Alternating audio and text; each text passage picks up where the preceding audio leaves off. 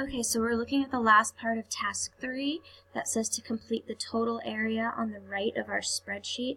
So we have our spreadsheet out on the modified tab. I scrolled all the way to the right where we have our totals section. Now it says go to column CK and CL at the far right. Examine what the formulas do for rows 8 through 22. Now examine the formula in cells CK23 and CL23. Okay, so if we look here, we're looking at this cell, CK, and let's go up to 8. Actually, 8's here, CK8's here. Now, if we look at the formula bar, which is right up here, what we're seeing is they're adding together all of these here. Well, not all of them exactly, but starting with B8 and then E8. So let's go here.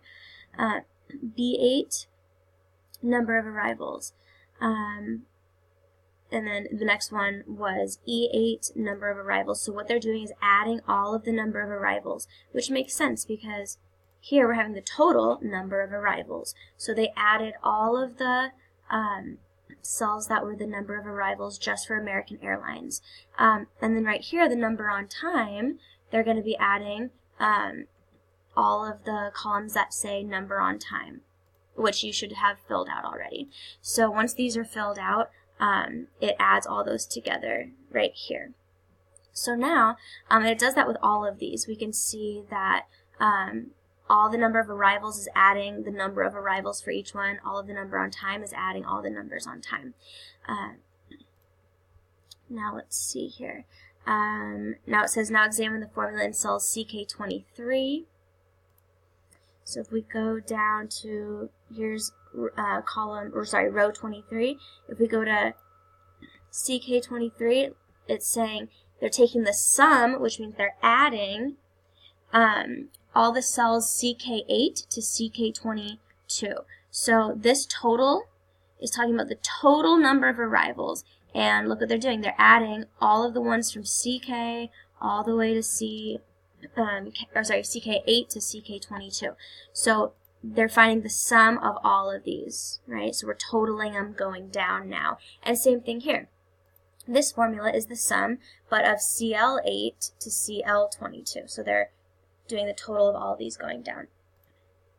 Now it says, click in cell CM8, enter a formula in the formula bar that will calculate what percentage of total arrivals are on-time arrivals. So CM8.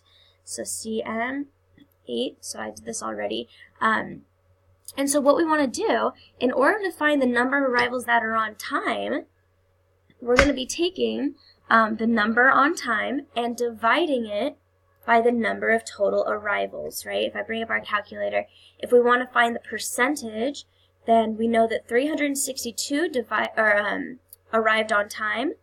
We divide that by 33,329, which is the amount that arrived total. And here's the percent. This number is going to be way bigger for you because you will have filled in all of the blank spots here. Okay, so this number will be way bigger, which is fine. But what we're going to do, what we just did on our calculator, we took the amount on time and divided it by the number of arrivals.